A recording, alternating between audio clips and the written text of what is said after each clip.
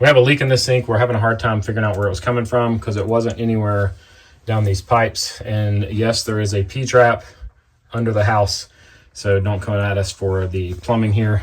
We tracked the source down to being this valve right here, so we're going to be removing this valve today and replacing it. This one has CPVC pipe coming in the back side, so we're going to be cutting that off with a hacksaw and replacing this whole valve. So the first thing you need to do is cut off the water to your home and make sure that you turn on the faucet so that all the water drains out. We just have a short hacksaw here we're going to use to cut the pipe, and we're going to cut it as close to the fitting as we can. I'm also going to release the nut on this valve.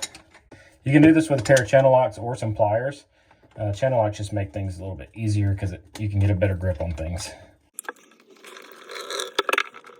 If you have a pair of PVC cutters like these, you can get a nice clean edge on this where you don't have as much cleanup to do. So I just took some sandpaper and cleaned up that outside. We want to make sure there's nothing on there that would prohibit a good seal. Then we're going to take a paper towel and make sure everything is really dry. Now we want to test fit our fitting. I'm just going to slide it on there and make sure everything's good. You want to make sure when you're working with this, you're using CPVC glue, not PVC glue. You're going to make sure you get a good coat on here all the way around, but thin. And then you're going to slide your fitting on. You only have 5 minutes of work time, so make sure you get it on there quickly. And we're going to let that sit for 5 minutes to glue itself down, and then we're going to screw the valve into it. Okay, so now we have our valve. I wrapped Teflon tape around the threads. It's not 100% needed, but it definitely is always a good idea when working with plumbing. Now we're just going to thread this on. When you're wrapping your Teflon tape, always do it the same direction of the way you're threading on so it doesn't just pull it off. I'm just going to give it a little half turn here. And the last thing to do is to connect the supply line, and I'll also put Teflon tape on that joint. You're going to wait at least 1 hour for the glue joint to cure, and then you can turn on your water.